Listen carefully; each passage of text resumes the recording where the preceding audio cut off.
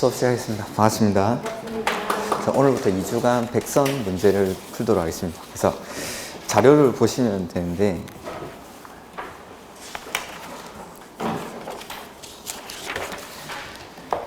자료 구성에 대해서 먼저 설명드리면은, 문제가 있고 그 밑에 그 문제가 어떤 것들에 관한 문제인지, 그러니까 1번 문제는 광역도시계획에 관한 문제다 이 말이죠. 그리고 광역도시계획에서 우리가 이제 시험 치기 전에 체크해야 될 것들, 그런 주요 포인트들, 뭐 예를 들자면 1번에 뭐 법적 성격이라는 건 추상적인 계획이다 이 말이겠죠.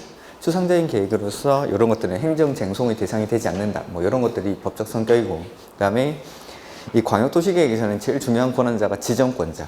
그래서 지정하는 사람이 같은 도에서 광역계획권이 지정될 때 누가 지정하죠? 도지사. 같은 도에서는 도지사가. 그 다음에 둘 이상의 시도에 걸쳐 있을 때는 국장이. 그래서 지정하는 이 국장이나 도지사가 나중에 승인하는 사람도 지정권자, 나중에 조정해주는 사람도 지정권자. 그 다음에 수립은 누가 하죠? 공동으로 같이 하죠. 이 공동으로 하는 사람들이 3년 내에 승인 신청을 하지 않으면 역시 지정권자가 직접 계획을 수립을 합니다. 이런 내용들. 그 다음에 광역도시계획의 특징, 뭐 수립 단위에 관한 규정도 없고, 우리가 배우는 범위 안에서는 광역도시계획은 재검토에 관한 규정도 없습니다. 이런 것들을 뭐 그런 것 해서 문제 푸시고 잘 모르겠다 하면은 밑에 어떤 것들에 관한 내용인지가 다 적혀 있으니까 요약서든지 뭐 노트든지 이런 걸 통해서 다시 또 따로 정리를 하시고 이렇게 하셔야겠습니다. 그 다음에 옆에 OX 지문은 주로 기출 지문입니다. 그러니까 이런 것들 뭐 따로 제가 수업 시간에 뭐 말씀은 안 드리겠습니다. 풀어보시고 잘 모르겠다 하시는 것들은 다음 주나 그 다음 주에 그 질문을 하시면 됩니다. 그래서 대부분이 기출 지문이니까 꼭 한번 보시기 바랍니다. 이렇게 밑에 바로 정답이 다 달려 있으니까. 그래서 1번부터 보면은 광역도시계획인데, 광역도시계획은 일단 뭐 지정하고 수립하고 승인하죠. 그래서 방금 말했듯이 지정권자는 국장 아니면 도지사. 지정을 해주고 나면은 이 사람들이 그 공동으로 하는 사람들이 수립을 해야 되죠. 같은 도에서는 시장 군수가 공동으로, 둘 이상의 시도에서는 시도지사가 공동으로 계획을 수립을 합니다. 그래서 뭐 이런 내용들 가지고 문제 한번 풀어보면은 옳은 건, 광역계획권은 인접한 둘 이상의 특별시, 광역시, 시군의 관할구역 단위로 지정하여야 하며 그 관할구역의 일부만을 광역계획권에 포함시킬 수 있죠. 자, 광역도시계획은 여기 둘 이상의 관할구역에서의 장기적인 발전 방향을 제시하는 계획인데, 여기가 지정이 되면 여기를 광역계획권이라고 부르죠. 근데 여기는 아무데나 지정하는 건 아니고 인접한 둘 이상의 관할구역의 원칙은 전부, 즉 광역계획권을 지정할 때에는 특별시, 광역시, 시, 군 단위로 지정을 해야 됩니다. 이렇게. 근데 일부만을 포함시킬 수도 있고, 일부를 포함시킬 때 이때 최소 단위가 구, 군, 읍, 면 단위까지 이렇게. 그래서 일부만을 포함시킬 수도 있다라는 거. 2번, 국장, 시도지사, 시장 군수는 기초조사를 실시한 경우에는 기초조사 정보 체계를 구축, 운영하고 변동사항은 몇 년마다 확인하죠? 5년마다. 그 다음에 3번, 광역도시계획을 수립함에 있어 시도지사가 협의가 안 되죠. 시도지사가 협의가 안 되면 국장에게 조정 신청을 할 수 있죠. 그리고 조정 신청할 수 있으며 단독 또는 공동으로 조정 신청하는 경우 국장은 다시 협의하도록 권고할 수 있고. 좀 이상하죠. 단독으로 조정 신청을 했을 때에만 다시 협의할 것을 권고할 수 있다. 자, 조정 신청 자체는 단독으로 할 수도 있고 공동으로 할 수도 있고, 근데 다시 협의할 것을 권고하는 건 단독으로 조정 신청을 했을 때에만 다시 협의할 것을 권고할 수 있고, 기간 내에 협의가 이루어지지 않을 때에는 직접 조정을 해줍니다.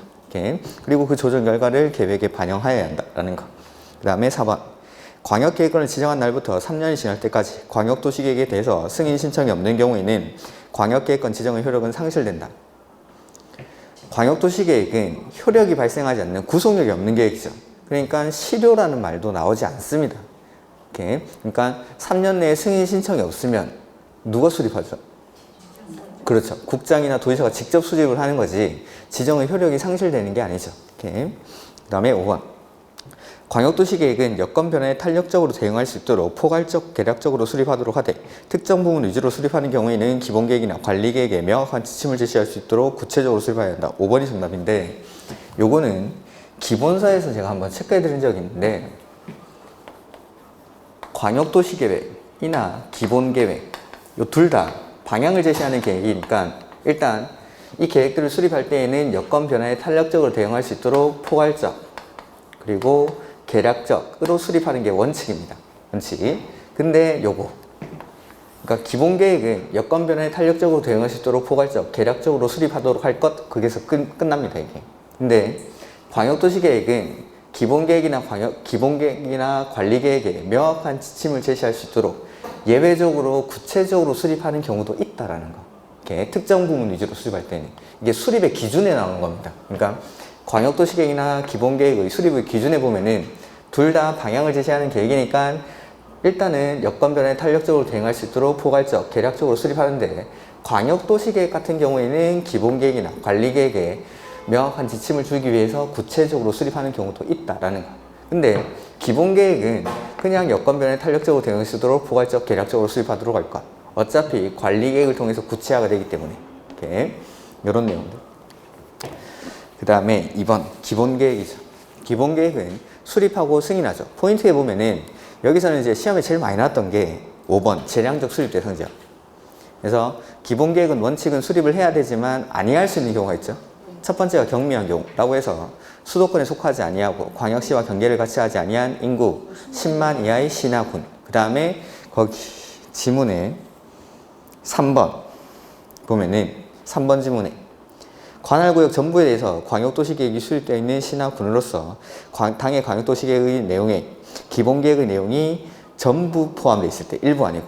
그래서 관할도 전부, 내용도 전부 포함되어 있을 때, 이럴 때는 수립하지 아니할 수 있다. 그래서 경미한 경우랑 대체 가능한 경우라고 했었죠. 이렇게 요 두 가지. 그 다음에 4번 지문에 특별시장, 광역시장, 특별자치시장, 특별자치도지사가 만든 기본계획은 이거 국장한테 승인받습니까? 스스로 확정합니까? 이 두 가지가 기본계획에서는 제일 많이 나오는 지문입니다. 그래서 수립하지 아니할 수 있는 경우, 그 다음에 스스로 확정하는 경우, 이 두 가지. 그래서 지금 3번 지문에 있는 것보다 수도권에 속하지 아니하고 그거, 요거랑 스스로 확정하는 거, 이 두 가지가 기본계획에서는 시험에 가장 많이 나오는 지문, 이 두 가지. 그 다음에 나머지도 한번 보면은 1번에 기본계획의 기초사에는 환경성 검토를 포함해야 한다.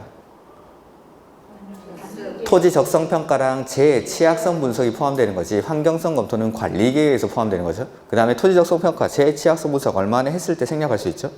5년. 이렇게. 그래서 이런 내용들. 그 다음에 2번 기본계획을 수립하고자 하는 데에는 미리 공청회를 열어 주민과 관계 전문가 등으로부터 의견을 들어야 하며, 맞죠? 그러니까 광역도시계획이나 기본계획에서는 주민한테 의견 청취를 할 때 공청회라는 절차를 거치죠. 그 다음에 여기뿐만 아니라 모든 의견 청취에서 의견을 듣고 그 의견이 타당한 경우에는 그걸 계획에 반영해야 한다라는 거. 그 다음에 3번, 4번 했고 5번 국가계획과 관련된 기본계획은 누가 수립하죠? 그런 게 없다라고 누누이 말씀드리죠. 기본계획을 그냥 특광시고 이제는 기억할 때도 됐는데 기본계획은 그냥 특광시군이 뭐 같이 하는 경우도 없고 국장이 하는 경우도 없고 무조건 특광시군이 합니다. 근데 인접한 관할구역을 포함해서 기본계획을 수립할 때에는 미리 뭐 해야 되죠? 미리 협의만 하고 그냥 특광시군이 수립을 하는 겁니다. 그 다음에 3번 이하가 관리계획이죠. 요건 한번 정리해볼까요?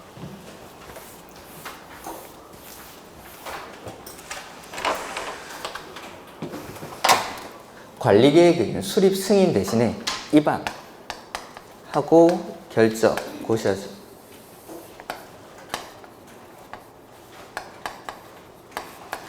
그리고 관리계획이나 기본계획은 둘 다 관할 단위로 특광시군 단위로 만드는 계획이니까 원칙적인 권한들이랑 똑같습니다. 그래서 관리계획 원칙적인 입안권자가 특별시장, 광역시장, 시장, 군수. 그 다음에 결정권자 원칙이 시도, 대도시. 그러니까 기본계획이랑 똑같이 특별시장, 광역시장은 스스로 확정하는 거고 시장, 군수는 도지사한테 승인받는다. 근데 차이가 나는 게 대도시시장은 직접 결정할 수가 있다라는 거. 이게 원칙적인 권한자들. 그 다음에 예외적으로 관리계획은 국장이 입안하는 경우가 있고 그 다음에 도지사가 관리계획을 입안하는 경우가 있다라는 거. 국장이 입안하는 경우 하기 전에 자 아까 기본계획도 인접한 관할구역을 포함해서 관리계획을 입안할 수 있는데 기본계획도 관리계획도 마찬가지 인접한 관할구역을 포함해서 관리계획을 입안할 수 있습니다. 이럴 때는 어떻게 하죠?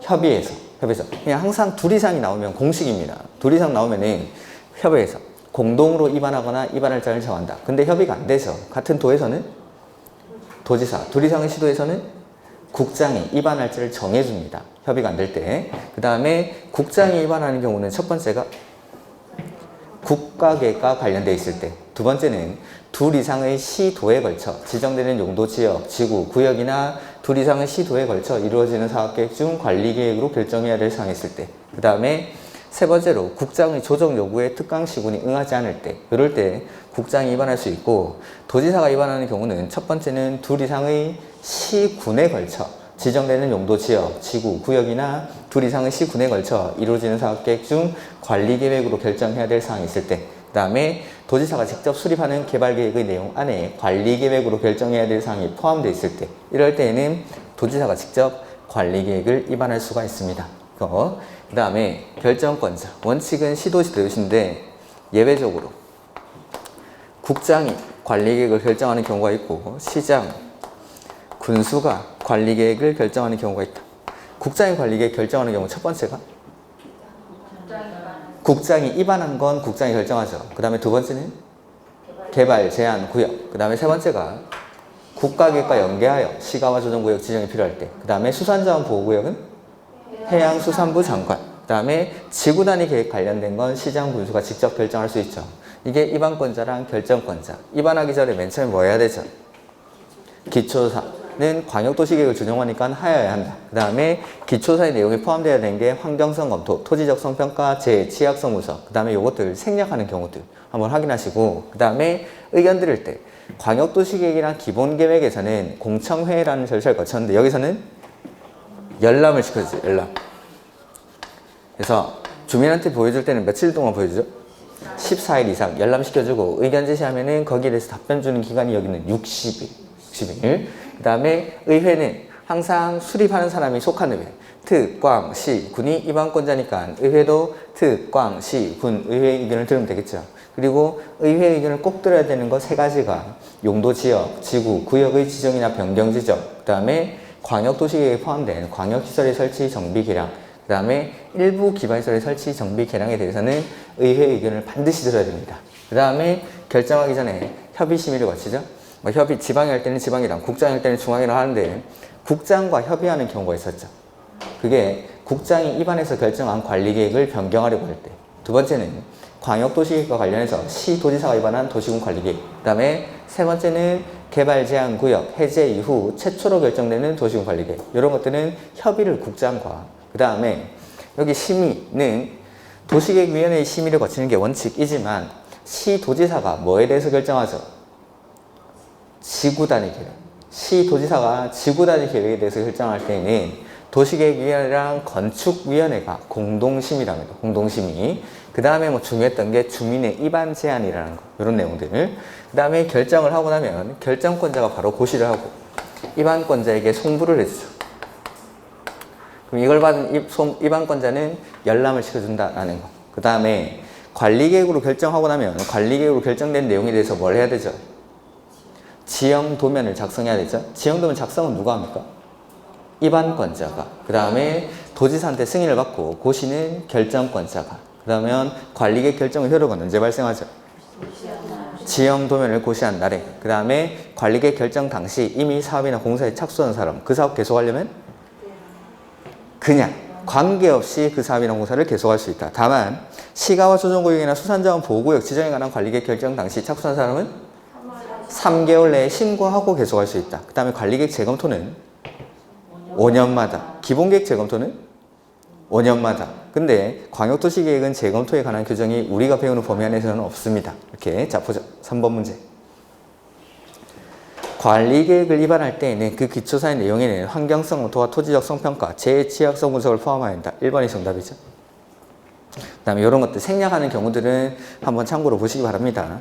어차피 뭐 3회 동력 모의고사나 이런 데 또 들어가 있을 겁니다. 그 다음에 2번. 입안권자는 관리계획을 입안하고자 하는 때에는 관리계획 안을 주민한테 보여주는 건 14일. 그리고 의견이 있는 사람은 제출할 수 있고 의견에 대해서 결과 통보하는 기간이 60일입니다. 그 다음에 관리계획 결정에 관한 행위 제한을 받는 경우 손실보상을 청구할 수는 없습니다. 관리계획으로 뭐 용도 지역이 지정이 됐다, 용도 구역이 지정이 됐다라고 하는 것들은 특정인을 상대로 규제를 하는 게 아니라 그 일반인들 상대로 다 규제를 하는 거기 때문에 따로 이런 것들에 대해서 손실보상을 청구할 수는 없습니다. 그 다음에 4번.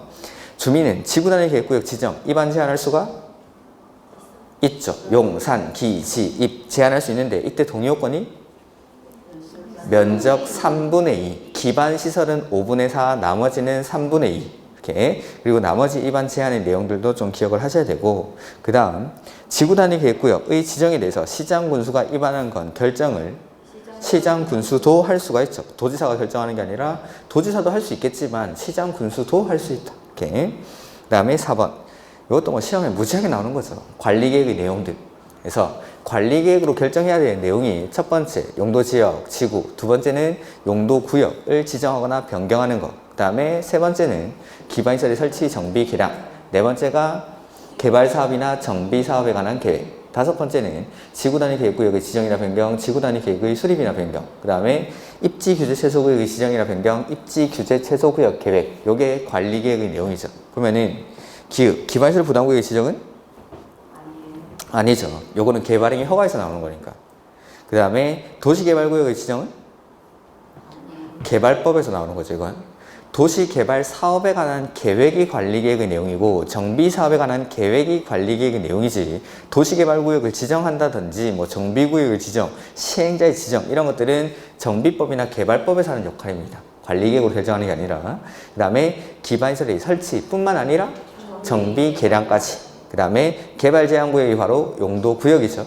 용도구역. 그래서 용도구역을 지정하거나 변경하는 것. 그래서 디귿, 리을이 정답이죠.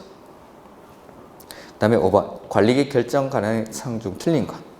국장이나 시도지사는 관리계획을 결정하면 고시를 하고, 자, 국장이나 시도지사가 관리계획을 결정을 했죠. 그러면 결정한 사람이 직접 고시를 하고 나서 뭐 하죠? 입안권자한테 송부를 해줘야죠. 입안권자 원칙 누구죠?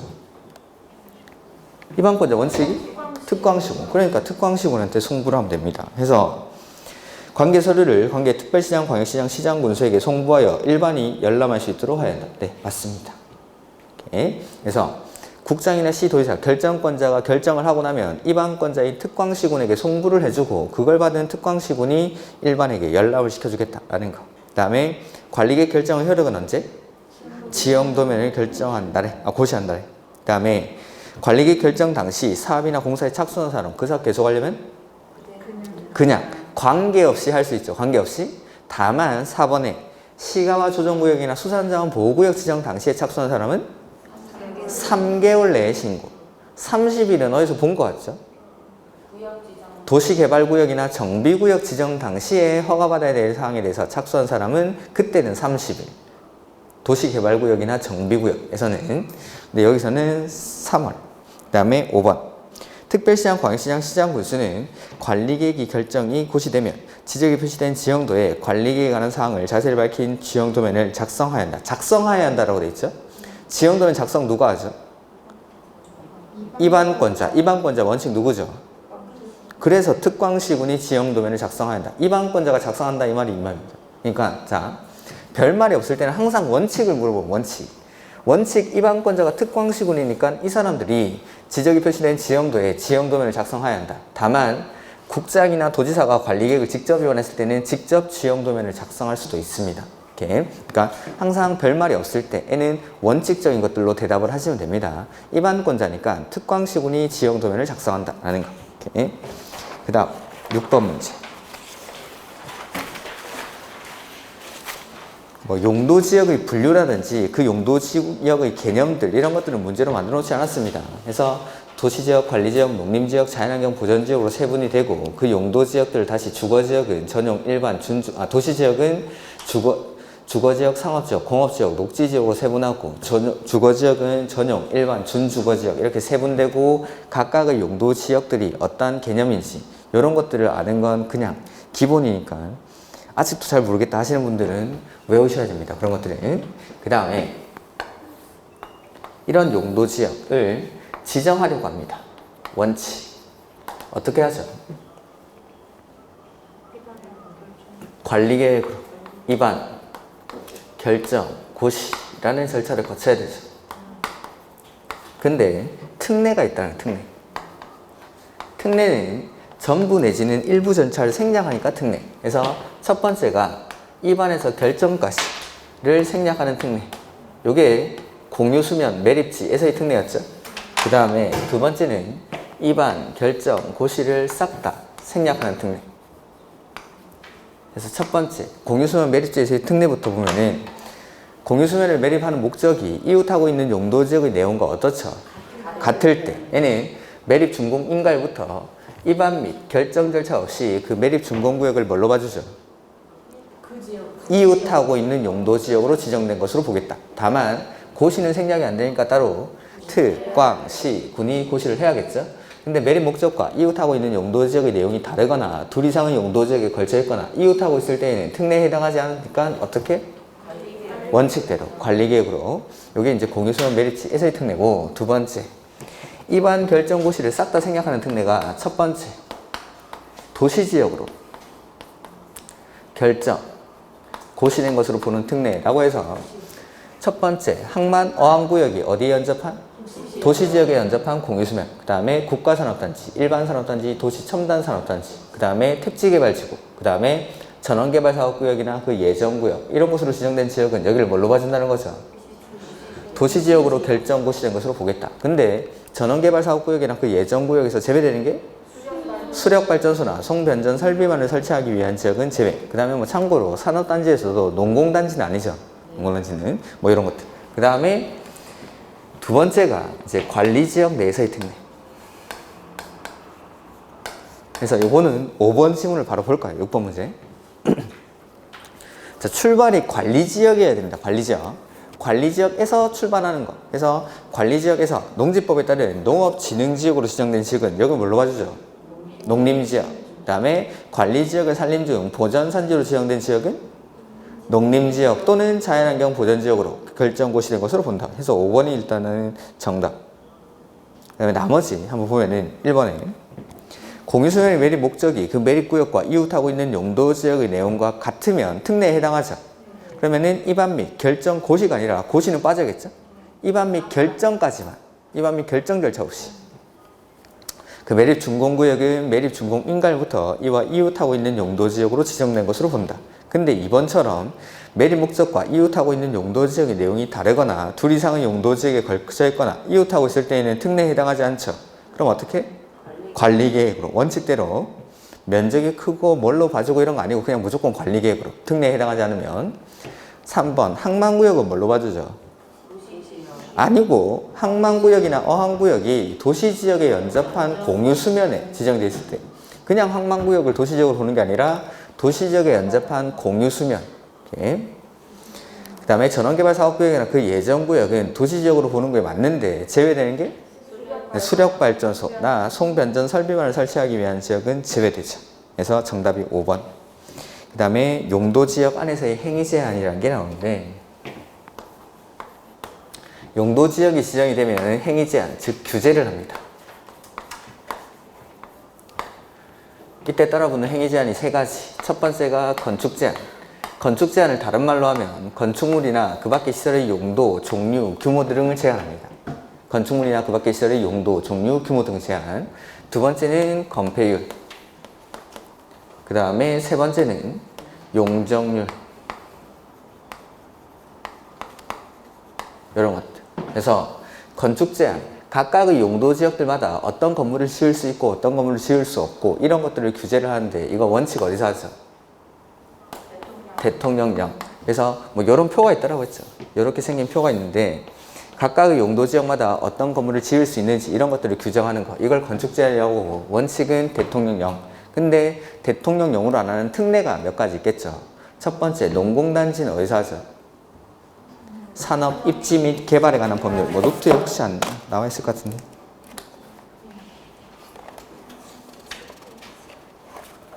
네, 노트는 9페이지. 8페이지입니까? 7페이지. 10페이지 있습니까? 7. 7페이지. 그래서 원칙 건축 제한. 건축 제한을 다른 말로 하면 건축물이나 그 밖의 시설의 용도, 종류, 규모 등의 제한인데 원칙은 대통령령. 근데 대통령령으로 하지 않는 게 첫 번째, 농공단지는 산업, 입지 및 개발에 관한 법률. 그 다음에 농림지역 중 뒤에 보면은 농업진흥지역, 보전산지, 초지는 각각 개별 법률에서 자연환경 보전지역 중 공원구역, 상수원 보호구역, 지정문화재나 천연기념물과 그 보호구역, 해양보호구역, 수산자원 보호구역도 각각 개별 법률에서 뒤에 어떤 법에서 행위 제한을 하는지는 몇 번 읽어보시면 되는데 앞에 용도지역을 바꾸면 헷갈릴 거니까 농림지역에 지정되는 게 뭔지, 자연환경 보전지역에 지정되는 게 뭔지 이런 것들 좀 구분하시라고 했죠. 그 다음에 여기는 제가 안 써놨는데 뭐 일반적인 이제 대통령령에 들어가 있는 내용들 해서 주택 절대 못 짓는 데가 두 군데 있었는데 유통상업지역이랑 전용공업지역 이 두 군데. 그 다음에 아파트 안 되는 곳이 있었죠. 우리 요약서 뭐 들고 계신지 모르겠는데 요약서는 보면 171페이지에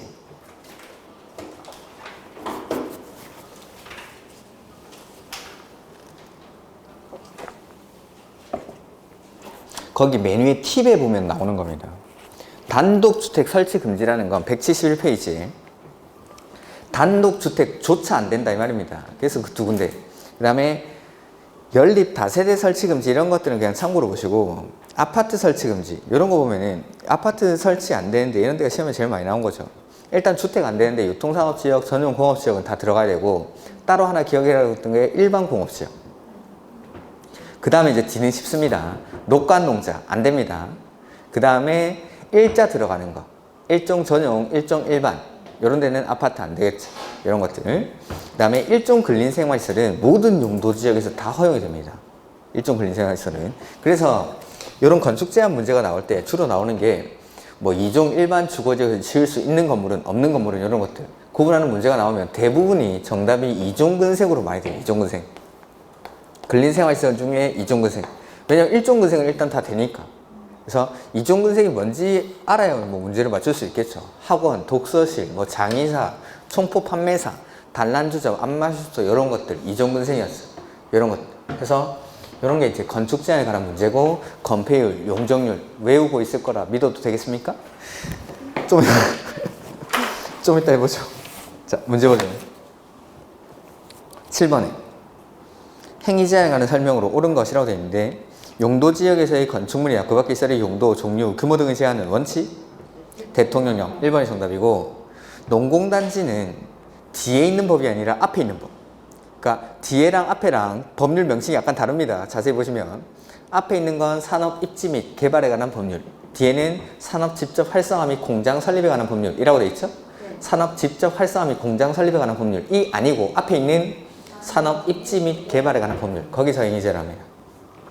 그 다음에 녹지지역 중 초지가 아니라 농림지역 중 초지. 그 다음에 농림지역 중 지정문화재가 아니라 자연환경 보전지역 중 지정된 지정문화재나 천연기념물. 그 다음에 자연환경 보전지역 중 수산자원 보호구역일 때는 수산자원관리법에서 해양보호구역이 해양생태계 보전 및 관리에 관한 법률이죠. 이렇게. 그래서 앞에 있는 용도지역들 좀 보시고 8번 용적률인데 준주거지역 용적률 최대 한도가 500, 근린상업지역은 900, 유통상업지역은 1100, 중공업지역은 400, 일종 일반은 200, 중공업지역은 400, 보전업지는 80이죠. 80. 그건 20은 건폐율이고 그 다음에 계획관리지역은 100. 그래서 용적률 최대 한도 녹지지역은 보존녹지만 80, 나머지는 100. 그 다음에 관리지역은 계획관리만 100, 나머지는 80 이렇게 쓰죠. 그 다음에 보전관리지역 용적률이 그렇죠. 계획관리만 100, 나머지는 80이라고 했으니까. 그 다음에 생산녹지는 100. 보존녹지만 80, 나머지는 100. 그 다음 일반 공업지역은 350. 전용 일반 준이니까 300, 350, 400. 그 다음 3종 일반은 300. 생산관리는 80. 자연녹지는 100. 2종 전용은 150. 전용 공업지역은 300. 5번은 안 해도 되겠죠. 이런 것들. 건폐율 용적률은 알고 계셔야 되고, 그 다음에 뭐 건폐율 용적률 특례라는 게 있었는데, 그런 것들도. 우리 책에 있는지.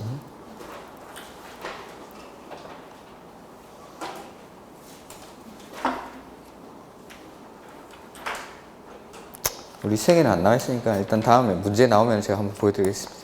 그래서 뭐 원래는 용도 지역별로 건폐율 용적률을 정하는데 수산자원 보호구역 같은 데서는 건폐율 용적률을 따로 정하는 게 있었습니다. 뭐 수산자원 보호구역 기본서에 아마 나올 겁니다. 건폐율 용적률 바로 뒤에 보면 나오는데 수산자원 보호구역은 건폐율은 40, 용적률은 80 범위 안에서 따로 정하고 도시지역 외의 개발진흥지구 에서는 건폐율은 40, 용적률은 100. 그 다음에 공원구역이라는 데가 있는데 이 공원구역은 건폐율은 60, 용적률은 100. 그 다음에 농공단지는 건폐율은 70, 용적률은 150. 요거 앞에 있는 게 건폐율, 뒤에 있는 게 용적률. 건폐율이나 용적률을 이런 지역에서는 따로 정하겠다. 제가 다 쓴 건 아닙니다. 건폐율, 용적률 둘 다 있는 거. 그거만 쓴 건데 일단은 요거까지도 기억해두면 좋긴 한데 이게 29에도 나왔으니까 일단 올해까지는 안 나올 것 같은데 일단 요런 게 있다는 거. 그러니까 원래는 건폐율이나 용적률 최대 한도를 용도 지역별로 정하는 겁니다. 용도 지역별로. 근데 이런 지역에서는 건폐율, 용적률을 용도 지역 무시하고 그냥 따로 정하겠다. 따로. 그래서 앞에 있는 게 수산자원 보호구역은 40에 80. 이거 건폐율, 용적률 둘 다 있는 것만 쓴 겁니다. 도시지역 외의 개발진흥지구는 40에 100, 공원구역은 60에 100, 그 다음에 농공단지는 70에 150. 이거 건폐율, 용적률을 따로 정하는 겁니다. 여기서 기본세 보면 나와요. 기본세. 그 다음에 9번 문제, 용도지구죠. 우리 아직 동영에서는 용도지구는 나오진 않았습니다. 근데 3회 이후에 이제 용도지구가 계속 나와 있을 겁니다. 그래서 보면은 용도 지구는 지역보다는 좁은 개념이니까 관할 토지의 일부에다가 지정을 하는 거죠. 이 용도가 뭐였죠? 쓰임인데 어떻게 쓰이죠 이거? 용도 지역의 기능 증진. 용도 지역을 도와주는 역할을 하는 거였죠. 그래서 용도 지구는 중복해서 지정할 수가 있었죠. 근데 지역은 중복이 안 되죠. 하나의 토지에는 생활권이 하나만 형성이 돼야 되니까. 그 다음에 이 용도 지구를 분류를 해보면 법에서 일단 몇 가지로? 9가지로. 그게 제가 하죠. 경관, 고도, 방화, 방제, 보호, 취락, 개발진흥지구, 복합용도지구, 특정용도제한지구 중에 대통령령으로 세분할 수 있는 게 그게 뭐죠? 그건 여러분이 하십시오. 경, 방, 보, 취, 개. 경관지구는 어떻게 세분하죠? 자연, 시가지, 특화. 방제지구는 자연, 시가지. 보호지구는 그렇죠. 역사문화 환경보호지구, 중요시설 보호지구, 생태계 보호지구. 그 다음에 취락지구는 자연취락지구, 집단취락지구. 그 다음에 개발진흥지구는 주, 산, 관, 복, 특, 주거, 산업통, 관광, 휴양, 복합, 특정 이렇게 세분을 하죠. 그 다음 이 용도지구 중에서 조례로 세분할 수 있는 용도지구가 있습니까? 네. 경, 중, 특 요거는 조례로 세분할 수 있는 거. 그래서 경관지구, 중요시설 보호지구, 특정용도지구는 조례로 세분 가능한 용도지구. 이렇게. 그 다음에 법이랑 대통령령에서 정하는 용도지구 외의 용도지구를 조례로 신설하는 것도 가능합니까? 어렵게 합니까? 쉽게 합니까? 어렵게. 조례로 막 만들어내는 거니까. 그래서 부득이한 사유가 있을 때에만 행위 제한은 필요 최소한도로, 그 다음에 용도지역이나 용도구역의 행위 제한을 완화하는 용도지구는 신설하지 아니할 것. 이런 것들. 그 다음에 뭐 방제지구라든지 복합용도지구 지정 요건이 있었는데 그거는 우리 동영 문제 풀 때 한번 보도록 하죠. 그 다음에 용도지구를 지정하는 이유도 규제하려고, 행위 제한하려고 합니다. 용도지구에서의 행위 제한은 건축 제한입니다. 건축 제한. 건축물이나 그 밖의 시설의 용도, 종류, 규모 등을 제한하는데 이거 원칙 어디서 하죠? 조례로. 그래서 용도지구는 조례로 지정도 할 수 있고 조례로 세분도 할 수 있고 행위 제한도 조례로. 근데 조례로 행위 제한 안 하는 게 몇 가지 있었죠. 고, 개, 복자, 집 해서 복합용도지구는 일단 별개로, 복합용도지구는 조례로 하긴 하는데 그 내용을 봐야 되니까 제가 빼놓은 거고, 나머지 고도지구는 도시군 관리계획으로, 그 다음에 개발진흥지구는 대통령령에서 하는데 그 대통령령의 세부적인 내용들이 지구 단위 계획이나 관계 법률에 따른 개발 계획에 위반되는 건물을 건축할 수 없죠. 근데 이 계획을 수립하기 전에는 할 수 있는 게 아니라 조례로 정하는 건물을 건축할 수 있다. 조례로. 근데 개발진흥지구이긴 한데 이 계획을 수립하지 않는 개발진흥지구는 해당 용도 지역에서 허용되는 건물을 건축할 수 있다. 지금 거기 노트에 다 적혀 있는 겁니다. 이건. 이렇게. 개발진흥지구는 1번, 2번 이거 둘 다 기억을 하셔야 됩니다. 그 다음에 복합용도지구는 뭐 밑에 표가 있겠죠. 그 다음에 자연취약지구는 원칙 몇 층 이하의 건물만 지을 수 있죠? 4층. 그래서 지을 수 있는 건물도 뭐 1종근생, 2종근생, 운동시설, 창고, 동식물 관련 시설, 뭐 발전시설, 그 다음에 방송통신시설 이런 것들 되는데 2종근생 중에 뭐 일반 음식점, 휴게 음식점 몇 가지 안 되는 게 있습니다. 노래 연습장, 단란주점 이런 것들. 그 다음에 집단취약지구는 어디다 지정하는 거죠? 개발 제한 구역. 그래서 행위 제한도 개특법에서 합니다. 개발 제한 구역의 지정 및 관리에 관한 특별조치법. 여기서 이런 내용들. 그래서 복합용도지구를 지정할 수 있는 곳이 어디였죠? 지정 대상 지역이 일반 주거, 일반 공업, 계획관리지역에서 건축 제한만을 완화하는 것이 적합할 때 지정을 하죠. 그래서 일반 주거, 일반 공업지역에 지정을 하면은 추가적으로 준주거, 준공업지역에서 지을 수 있는 건물을 지을 수 있는데 거기 동그라미에 있는 것들 몇 가지 안 되는 게 있죠. 그래서 주거지역에서 장례시설이 안 된다. 그게 기출문제였고 따로 하나 기억하시라고 했던 게 일반 공업지역에서는 건축 제한을 완화하더라도 아파트 안 됩니다. 이런 것들. 그래서 국어 문제 한번 보면 시, 도, 대도시 시장은 지역 여건상 필요한 때에는 해당 시, 도 또는 대도시, 도시군 계획 조례가 정하는 바에 따라 고도지 조례로 세분할 수 있는 게 경관지구. 고도지구가 아니라 경관지구. 를 추가적으로 세분하거나 중요수준을 보지구 특정 용도 제한지구를 세분하여 지정할 수 있다. 그 다음에 이번에 시도지사 또는 대도시시장은 연안 침식으로 인해서 심각한 피해가 발생하거나 발생할 우려가 있어 이를 특별히 관리할 필요가 있는 지역으로서 연안 침식 관리구역으로 지정된 지역은 방제지구의 지정을 뭘로 결정하죠? 관리계획으로. 관리계획으로. 그다음에 좀 더 하면은 이렇게 관리계획으로 결정하는 관리계획 내용에는 뭐가 포함되어야 되죠? 재해, 저감, 대책을 포함하여야 한다. 재해, 저감, 대책. 3번 시, 도지사 또는 대도시시장은 준주거, 준공업 계획관리지역에 복합용도지구를 지정할 수 있다.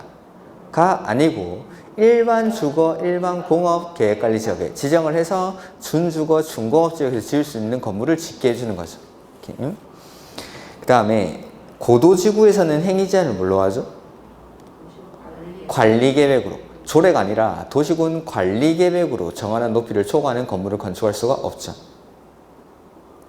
다음 지구단위 계획 또는 관계 법률에 따른 개발 계획을 수립하지 아니하는 이라고 되죠. 아니하는? 아니하는 데서는 2번에 있는 거 해당 용도 지역에서 허용되는 건물을 건축할 수 있다. 원래는 지구단위 계획이나 관계 법률에 따른 개발 계획에 따라 행위 제한을 해야 되는데 수립을 안 하니까 이런 데서는 해당 용도 지역에서 허용되는 건물을 건축할 수 있다. 근데 원래는 개발 계획이나 관계 법률에 따른 관계 법률에 위반되는 건물을 건축할 수 없다. 근데 계획이 수립되기 전에는 조례로 정하는 건축물을 건축할 수 있다. 않는 곳에서는 해당 용도 지역에서 허용되는 건물을 건축할 수 있다. 이렇게. 그 다음에 10번 시가와 조정구역인데 뭐 용도구역이죠. 용도구역은 일단은 뭐 개발제한구역, 시가와 조정구역, 수산자원 보호구역, 그 다음에 도시자원 공원구역, 입지규제 최소구역이 있는데 문제가 나온다면 대부분 이제 시가와 조정구역이나 입지규제 최소구역입니다. 다른 것들은 별로 나올 게 없기 때문에. 그래서 일단 개발 제한 구역은 도시의 무질서한 뭘 방지하죠? 확산 방지. 확산 방지. 그 다음에 국방부 장관의 요청에서 보안상 목적으로. 그 다음에 시가와 조정구역은 도시지역과 그 주변 지역의 무질서한 시가화를 방지하고 도시자연공원구역은 식생 양호한 산지 개발을 제한할 필요가 있을 때 수산자원 보호구역은 말 그대로 수산자원을 보호, 육성하기 위해서 지정을 하는 거죠. 이렇게. 그 다음에 뭐 지정권자는 관리계 결정권자에서 아까 예외적으로 국장이 하는 경우 그거 참고하시면 되는 거고 행위 제한인데 다른 것들은 다 개별 법률에서 하니까 우리가 배우는 건 시가화, 조정구역에서의 행위 제한 나오면 일단 크게 두 가지로 도시군 계획사업이랑 비도시군 계획사업 나눠가지고 원래는 둘 다 안 되죠. 근데 도시군 계획사업은 두 번 읽으면 힘드니까 1번 지금 바로 보죠.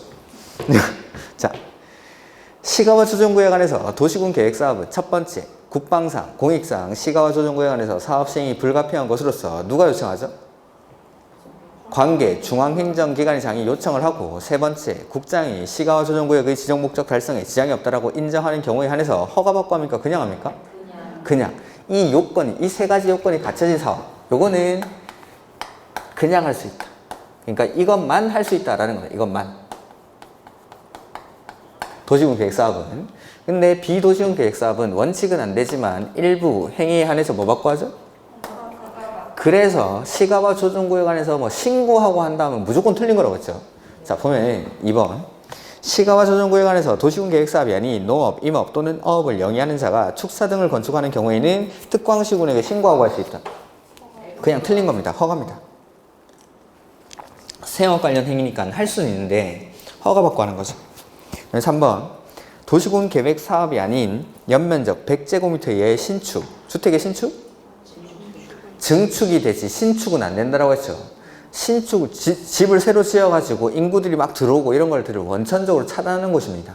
이렇게 주택의 신축은 안 되고 증축만. 그 다음 국가계획과 연계해서 시가와 조정구역 지정이 필요할 때에는 누가 지정하죠? 국장이. 이게 4번 정답.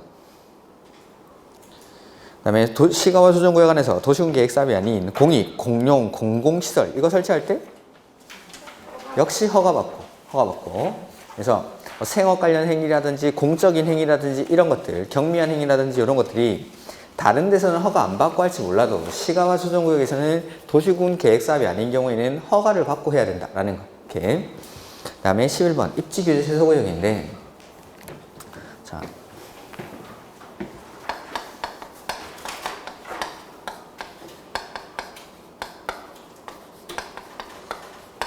입지규제 최소구역 역시 용도 구역의 일종으로서 규제를 완화해 주죠.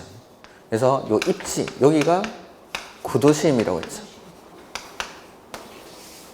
그래서 요 구도심은 개발이 처음으로 이제 막 일어나는 곳이 아니라 원래 개발이 되어 있던 곳인데 낙후된 지역으로 바뀌었고, 여기를 규제를 완화해 주면서 다시 한번 살려보자. 이런 데가 입지규제 최소구역.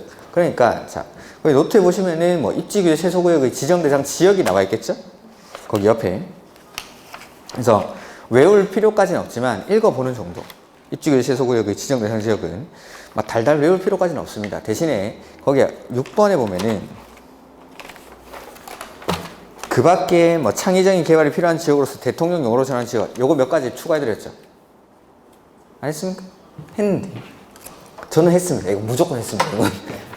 그래서 5번에 보면은 거기 도시경제 기반형 활성화 계획을 수립하는 지역, 이걸 예전 기출문제에 근린, 재생형 이렇게 바꿔가지고 안 된다라고 했었죠.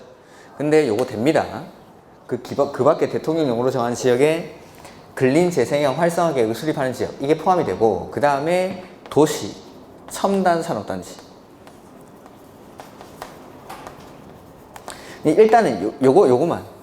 나머지는 참고로 보셔도 되고, 이게 뭘 원래 안 하려고 하다가 이거는 기출문제에 안 된다라고 나와 있는 거라서 해드리는 겁니다. 근린, 재생형 활성화 계획을 수립하는 지역, 여기도 되고, 그 다음에 도시 첨단 산업단지, 그 다음에 소규모 주택, 정비사업, 시행지역들, 요 세 군데가 그 밖에 대통령령으로 정하는 지역입니다.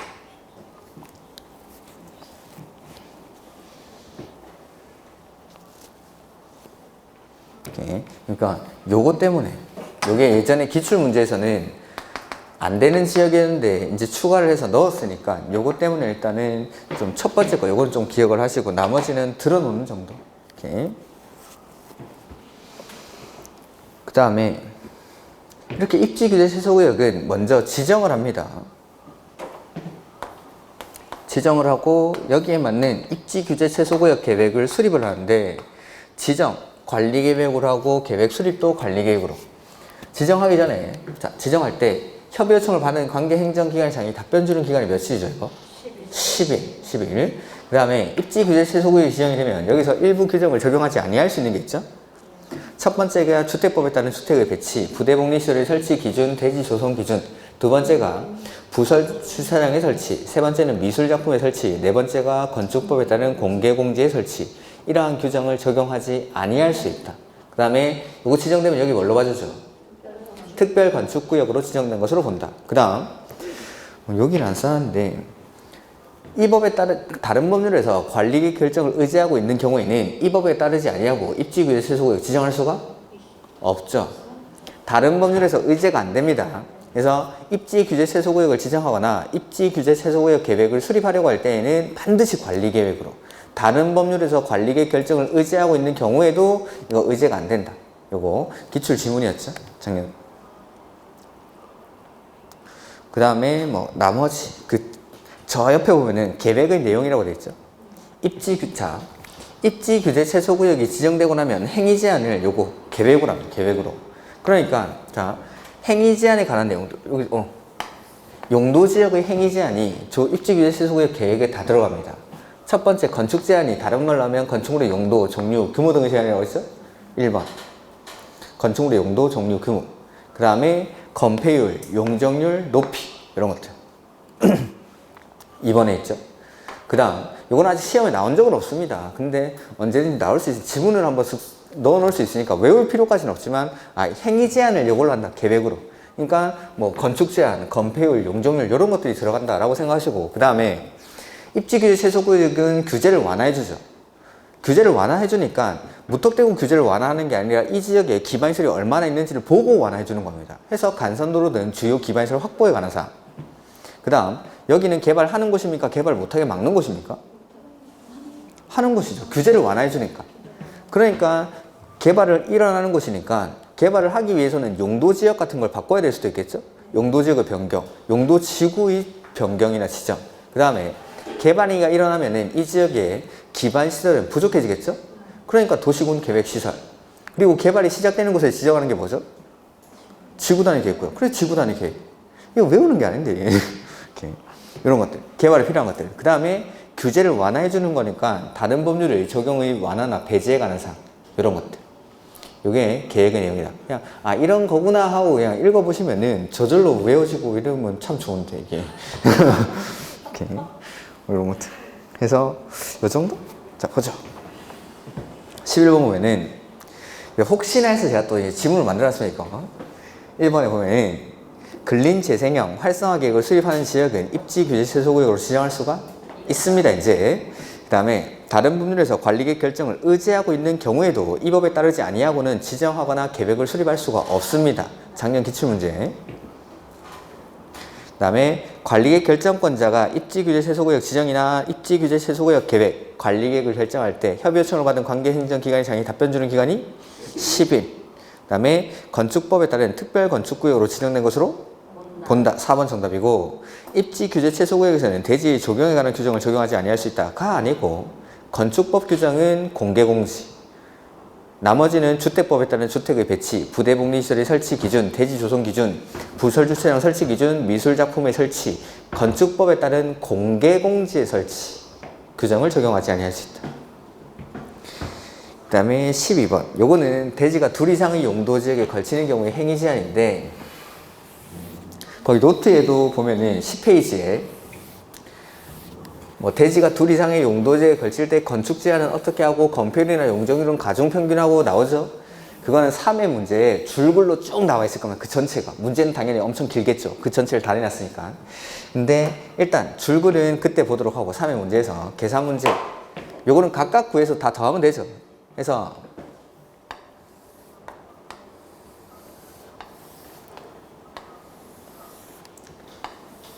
일종 일반에 800, 2종 일반에 200, 그리고 2종 일반의 용적률이 200%, 그리고 전체 대지에서 쓸 수 있는 연면적이 1200일 때 우리가 구해야 되는 게 1종 일반의 용적률을 구하라 이 말이죠.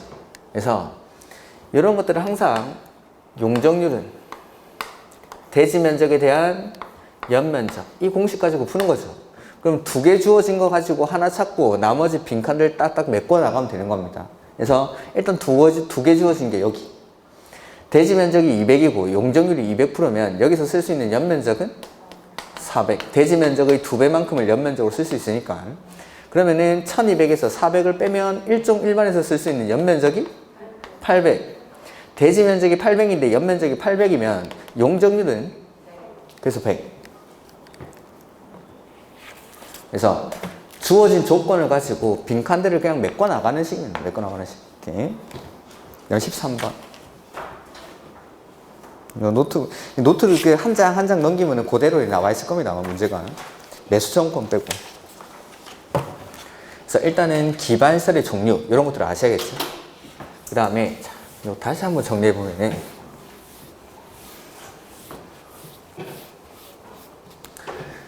거기 표에 나와 있는 게 이제 기반시설들.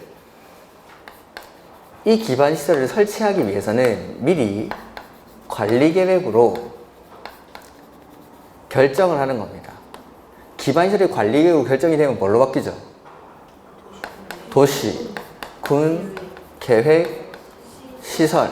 그래서 그 밑에 보면은 이 도시군 계획 시설을 어떻게 설치하고 어떻게 관리하는지가 나오죠.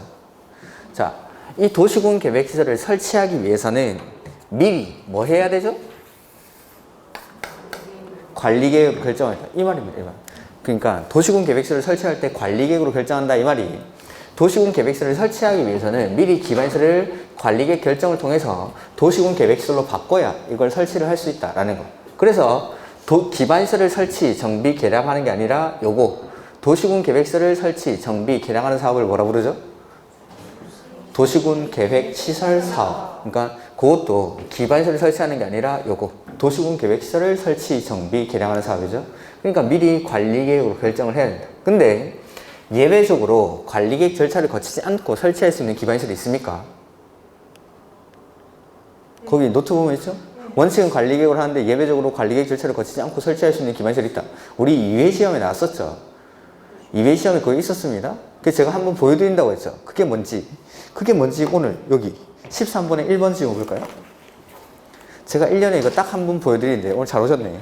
여기 자 1번에 도시지역 또는 지구단위 계획구역에서 주차장, 차량검사 및 면허시설, 공공공지, 열공공설비, 방송통신시설, 시장, 공공투사, 문화시설, 공공필요성 인정된 체육시설, 연구시설, 사회복지시설, 공공시설, 훈련시설, 청소년 수련시설, 저수시설 등등등등 이게 관리계획 결정 절차를 거치지 않고 설치할 수 있는 기반시설인데 외울 수 있는 분들은 외우시고 저는 못 외웁니다.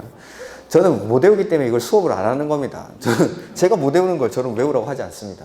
대신에 제가 이렇게 풀자라고 했죠. 도시지역, 지구단위 계획구역 이렇게 나오고 중간에 뭐가 나옵니다. 거기 있는 것 중에 하나가. 그리고 나서 마지막에 관리계획으로 결정하여야 한다 하면 그거 그냥 틀리지. 이렇게. 제가 설명드렸던 게 이 말입니다. 이 말. 이 가운데 들어갈 수 있는 기반시설이 이거. 그 다음에 우리 2회 시험에 있던 게 뭐였냐면 점용허가 대상인 공원 안에 설치하는 기반시설. 그게 2회 시험에 있던 지문입니다. 거기다가 점용허가 대상인 공원 안에 설치하는 기반시설. 그걸 추가하시면 됩니다. 이런 것들이 관리계획 결정 절차를 거치지 않고 설치할 수 있는 기반시설. 그러니까 외우기가 힘드니까 일단 이런 거 이렇게 풀어보자는 거예요. 이렇게. 진짜 작정하고 이거 진짜로 관리계획 결정하는 걸 중간에 쓱 집어넣으면은 뭐 맞출 수가 없습니다. 이런 것들은. 그 다음에 참고로 도시지역이나 지구단위 계획구역 이렇게만 설명드렸는데 외의 지역에도 관계없습니다. 어쨌든 그냥 전형적으로 도시지역 내지는 지구단위 계획구역 아니면 도시지역이나 지구단위 계획구역 외지역 나오고 뭔가 그 중간에 있는 것 중에 하나 써놓을 겁니다. 그리고 관리계획을 결정해야 한다 하면 그거 틀린 질문. 오케이.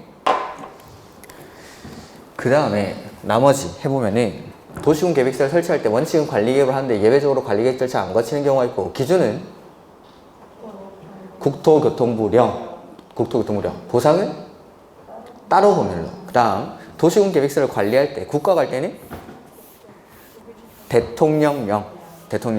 그게 국유재산법에 따른 중앙관사의 장이 관리하도록 되어 있죠. 지자체가 할 때는 조례로. 그 다음에 이제 공동구라는 게 나오죠. 공동구 역시 논점은 설치랑 관리. 그래서 일정한 지역에서는 이 공동구를 의무적으로 설치를 해야 되는데 그게 면적이 200만 제곱미터를 초과하는 6군데가 있었습니다.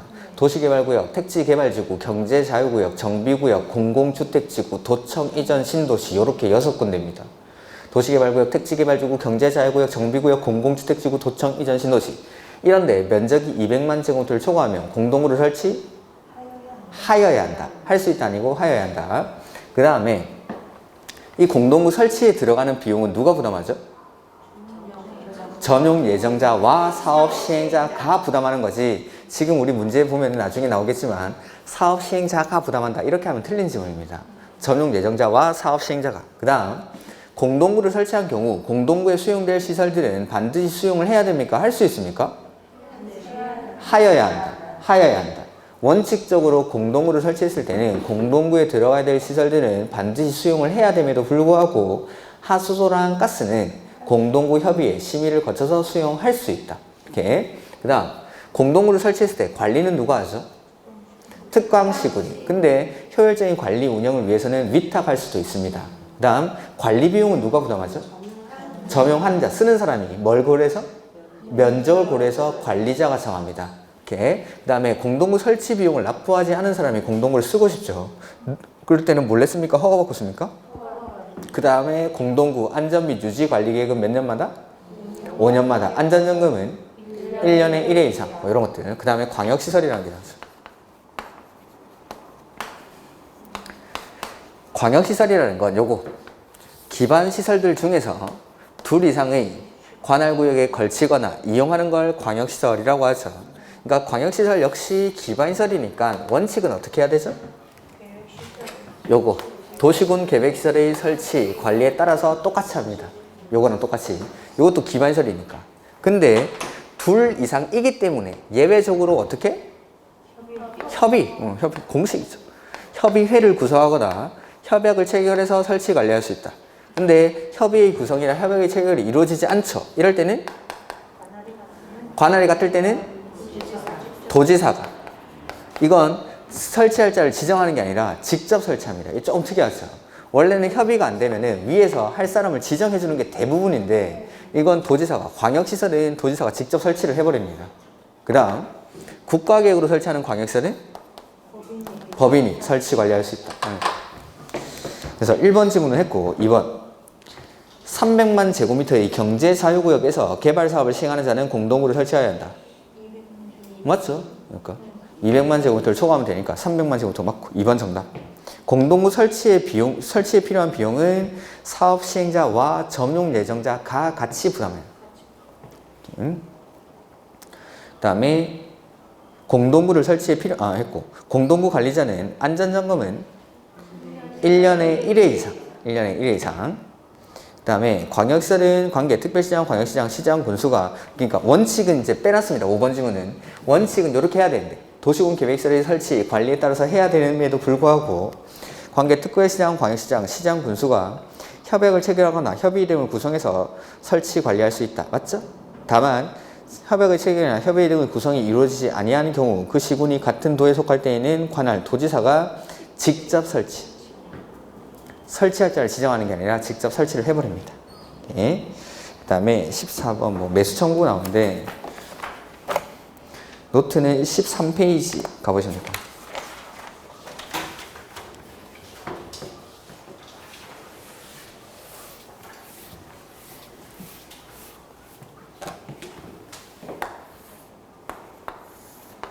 자, 보면은 기반시설이 관리계획 결정이 되면 도시군 계획시설로 바뀌고 이걸 설치를 하는 걸 도시군 계획시설 사업을 한다라고 하죠. 근데 결정만 해놓고 설치를 안 했을 때 거기에 대한 권리구제 수단으로 나오는 게 세 가지. 첫 번째가 매수청구권.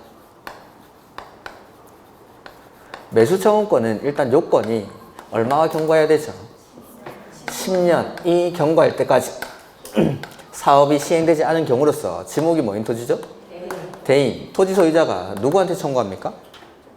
특광시군에게 사달라고. 근데 다른 시행자가 정해져 있으면 그 시행자한테, 그 다음에 설치의무자랑 관리의무자가 있을 때는 설치관리의무자한테 하는데 설치의무자랑 관리의무자가 다를 때는 설치의무자에게 매수 청구를 하죠. 이 매수 의무자들이 매수 청구를 받으면 바로 사는 거 아니죠. 먼저 매수 여부를 결정합니다. 얼마 안에? 6개월. 그리고 매수하기로 했을 때는 얼마 안에 매수하죠? 2년 안에. 매수를 할 때 원칙은 뭘 지급하죠?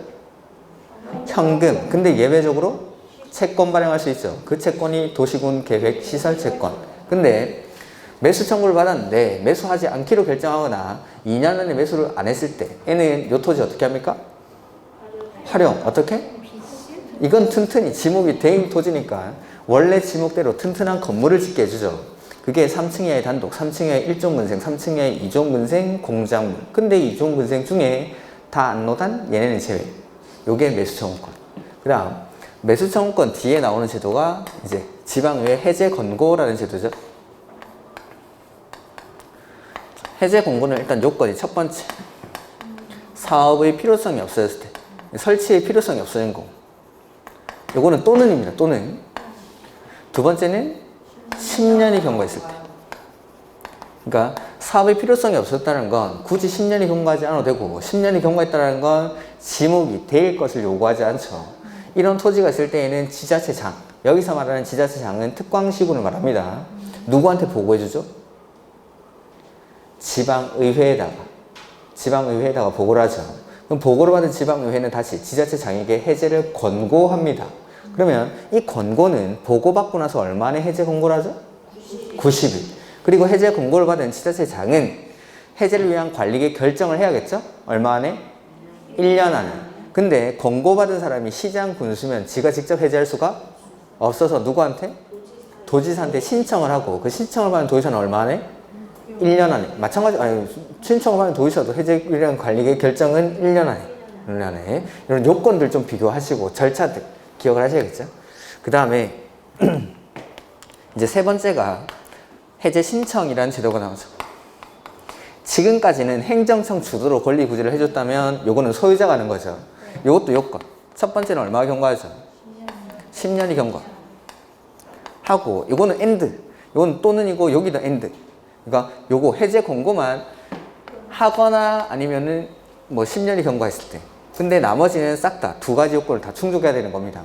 그래서 10년이 경과하고 두 번째는 단계별 집행계획상 실효시까지 집행계획조차 없을 때, 아예 사업할 생각이 없다 이 말이죠. 이럴 때에는 이제 소유자가 움직이는 거죠. 소유자가 맨 처음에 누구 찾아가죠? 입안권자. 입안권자는 얼마 안에 결정하죠? 3개월 안에 입안 여부를 결정해서 소유자에게 알려줍니다. 근데 입안권자가 안 하면? 결정권자. 결정권자는 얼마 안에? 2개월 안에. 결정권자도 안 하면? 국장에게는 해제 심사를 신청하고, 국장은 중앙도시계획위원회 심의를 거쳐서 직접 해제하는 거 아니고 결정권자에게 해제를 권고할 수 있죠. 그리고 권고를 받은 결정권자는 해제를 해야 된다라는 거. 요 세 가지 제도 중에 하나 무조건 시험 문제. 그래서 요건들, 그 다음에 각각의 절차들. 뭐 좀 더 상세하게 들어가자면은 이런 거, 매수청구에서 10년이 하더라도 실시계획 인가나 그에 상당한 절차가 진행된 경우에는 매수청구를 할 수가 없죠. 그리고 지목이 대인 토지뿐만 아니라 물건, 건물까지도 매수 청구의 대상이 된다라는 거. 매수 청구된 토지의 매수 가격이나 매수 절차는 무슨 법을 준용하죠? 공칙. 그거는 채권 발행이고, 매수 청구된 토지의 매수 가격, 매수 절차 나오면 공칙법. 채권 발행에 관해서는 지방재정법. 이렇게. 그래서 14번 보면은 매수 청구를 받은 매수 의무자는 매수 청구일로부터 얼마 안에 매수 여부를 결정하죠? 6개월 안에 매수 여부를 결정해서 이를 통보한다라고 했죠. 통보는 특광시군이랑 소유자한테 알려준다. 그 다음 매수 결정을 통지한 날로부터 매수는 얼마 안에? 2년 안에. 매수 청구를 하였으나 매수하지 아니하기로 결정한 경우 개발인이 허가를 받아 3층 이하의 단독. 그다음에 특별시장, 광역시장, 시장군수. 이 사람이 바로 여기서 말하는 지자체장입니다. 해제 권고에서 특광시군. 지자체장은 도시군 계획시설 결정 고시된 도시군 계획시설을 설치할 필요성이 없어진 경우. 첫 번째죠. 사업의 필요성이 없어졌을 때. 두 번째는 10년이 기원할 때까지 사업이 시설의 설치에 관한 도시군 계획시설 사업이 시행되지 아니한 경우에는 그 현황과 단계별 집행계획을 어디에다 보고해주죠? 지방의회. 3번 정답. 근데 또 참고로 가로 안에 두 번째 줄. 국장이 결정 고시한 도시군 계획시설 중 관계 중앙행정기관의 장이 직접 설치하기로 한 시설은 제외. 요건 빼고. 국장이 결정한 걸 지자체장이 마음대로 해제하면 안 되겠죠. 4번. 지자체장의 해제 권고에 대해서 보고를 받은 지방의회는 지자체장에게 도시군 계획시설 결정의 해제를 권고할 수 있고. 자, 지자체장에게 해제 권고에 대해서 보고를 받았죠. 장기 미집행 도시군 계획시설에 대해서 보고를 받은 지방의회는 다시 지자체장에게 해제 권고를 합니다. 해제 권고를. 요때 뒤에 보면은 해제를 권고하는 경우에는 보고 보고가 지방의회에 접수된 날부터 1년 안에, 다른 말로 하면 보고받고 나서 얼마 안에 해제 권고를 하죠? 이건 90일.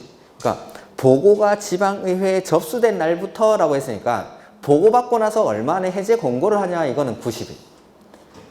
그럼 이제 해제 권고받고 나서 해제를 위한 관리객 결정은 1년.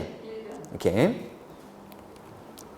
그 다음에 토지소유자 해제 신청의 경우 토지소유자는 맨 처음에 입안권자에게 관리객 입안을, 해제를 위한 관리객 입안을 신청할 수 있고, 입안권자는 얼마 안에? 3개월. 입안권자는 3개월, 결정권자는 2개월. 뭐 이런 것들. 15부터는 조금 쉬었다 보도록 하죠.